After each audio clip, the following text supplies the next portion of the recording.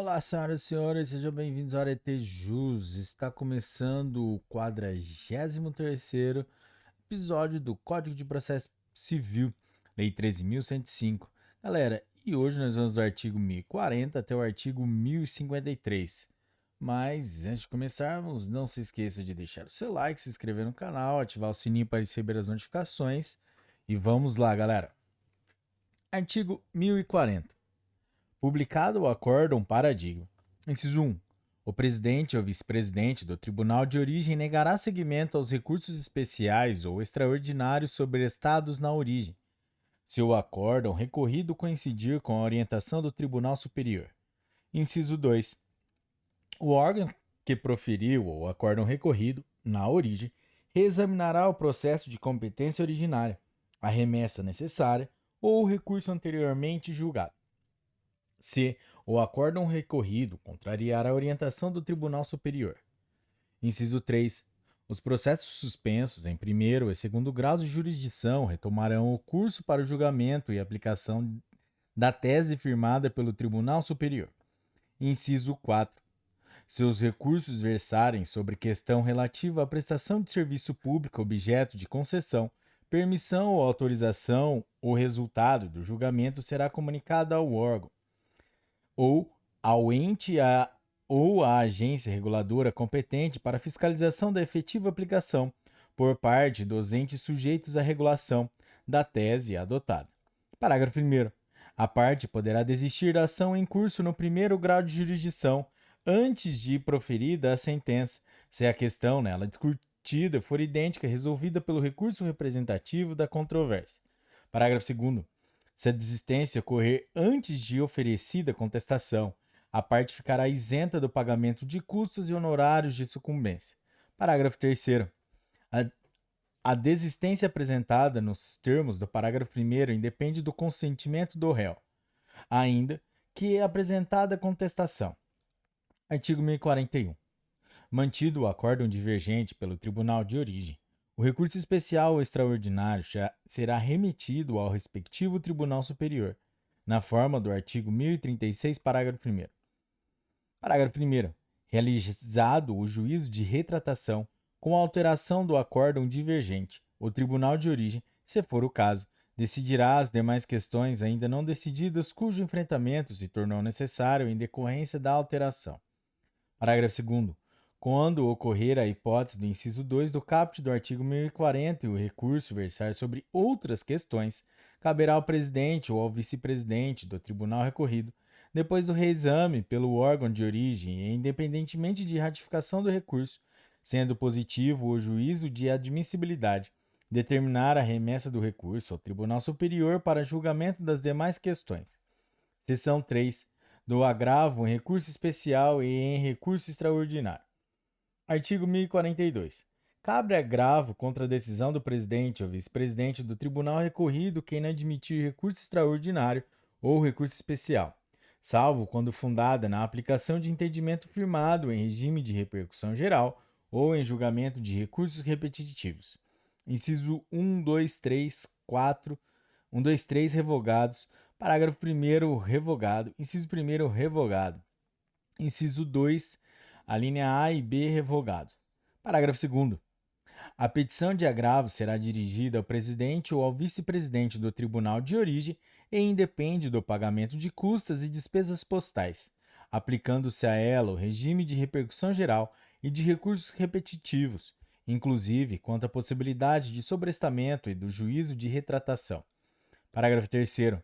O agravado será intimado de imediato para oferecer resposta no prazo de 15 dias. Parágrafo 4º.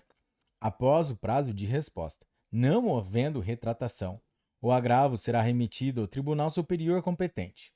Parágrafo 5º. O agravo poderá ser julgado, conforme o caso, conjuntamente com o recurso especial ou extraordinário, assegurada, nesse caso, sustentação oral, observando-se ainda o disposto no regimento interno do tribunal respectivo. Parágrafo 6º. Na hipótese de interposição conjunta de recursos extraordinário e especial, o agravante deverá interpor um agravo para cada recurso não admitido. Parágrafo 7º. Havendo apenas um agravo, O recurso será remetido ao tribunal competente e, havendo interposição conjunta, os outros serão remetidos ao Superior Tribunal de Justiça. Parágrafo 8º. Concluído o julgamento do agravo pelo Superior Tribunal de Justiça e, se for o caso, do recurso especial, independentemente de pedido, os autos serão remetidos ao Supremo Tribunal Federal para apreciação do agravo a ele dirigido, salvo se estiver prejudicado. Seção 4. Dos embargos de divergência. Artigo 1043. É embargável o acórdão de órgão fracionário que, inciso 1, em recurso extraordinário ou em recurso especial, divergir do julgamento de qualquer outro órgão do mesmo tribunal, sendo os acórdãos embargado e paradigma de mérito. Inciso 2, revogado. Inciso 3. Em recurso extraordinário ou em recurso especial, divergir do julgamento de qualquer outro órgão do mesmo tribunal, sendo um acórdão de mérito e outro que não tenha conhecido do recurso, embora tenha apreciado a controvérsia. Inciso 4. Revogado. Parágrafo 1º. Poderão ser confrontadas teses jurídicas contidas em julgamentos de recursos e de ações de competência originária. Parágrafo 2º. A divergência que autoriza a interposição de embargos de divergência pode verificar-se na aplicação do direito material ou do direito processual. Parágrafo 3º.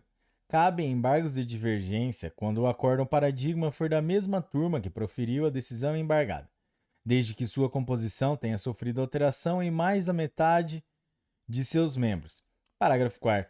O recorrente provará a divergência com certidão, cópia ou certidão de repositório oficial ou credenciado de jurisprudência, inclusive em mídia eletrônica, onde foi publicado o acórdão divergente, ou com a reprodução de julgado disponível na rede mundial de computadores, indicando a respectiva fonte e mencionará as circunstâncias que a identificam ou assemelham os casos confrontados.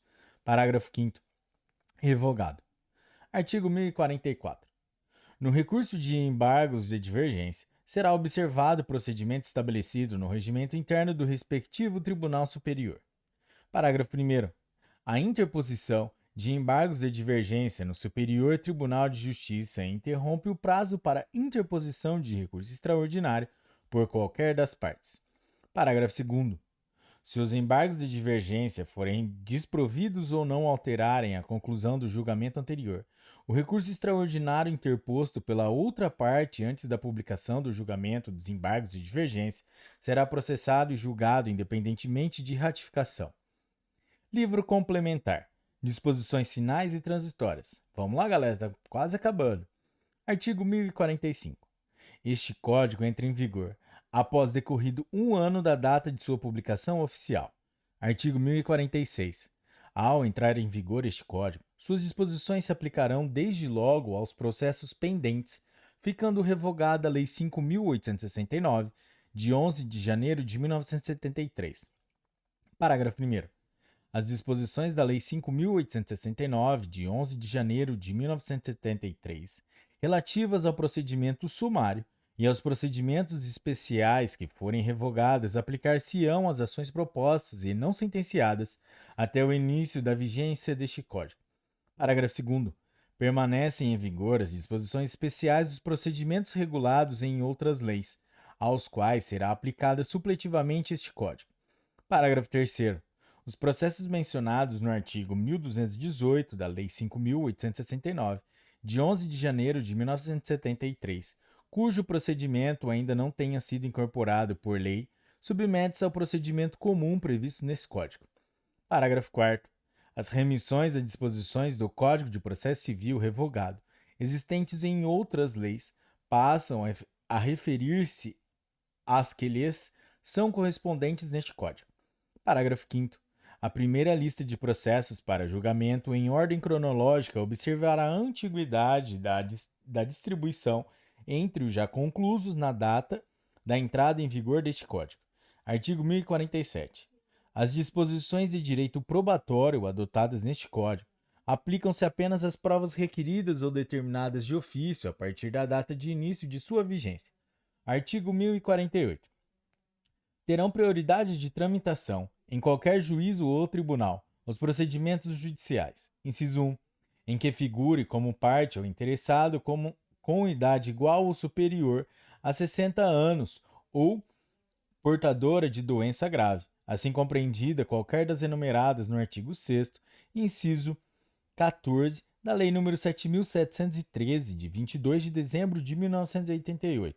Inciso 2, regulados pela Lei 8.069, de 13 de julho de 1990, o Estatuto da Criança e do Adolescente. Inciso 3, em que figure como parte a vítima de violência doméstica e familiar, nos termos da Lei 11.340, de 7 de agosto de 2006, Lei Maria da Penha.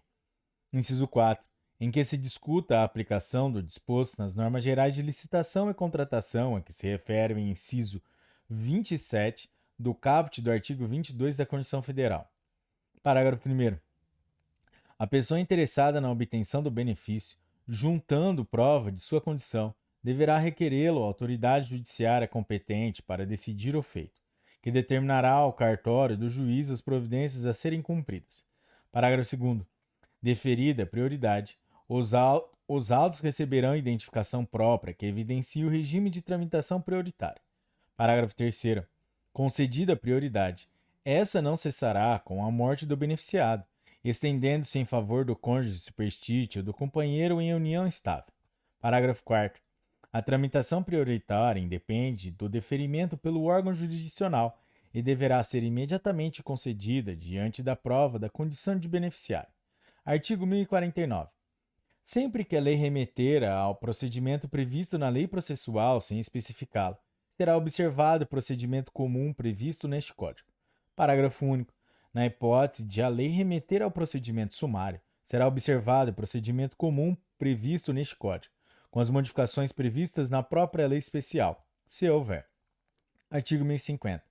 A União, os Estados, o Distrito Federal, os municípios, suas respectivas entidades de administração indireta, o Ministério Público, a Defensoria Pública e a Advocacia Pública, no prazo de 30 dias a contar da data da entrada em vigor deste Código, deverão se cadastrar perante a administração do tribunal no qual atuem para cumprimento do disposto nos artigos 246, parágrafo 2º e 270, parágrafo único.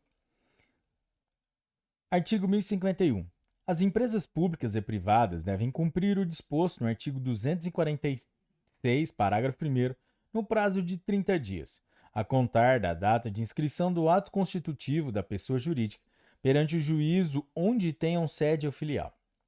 Parágrafo único. O disposto no caput não se aplica às microempresas e a empresas de pequeno porte. Artigo 1052.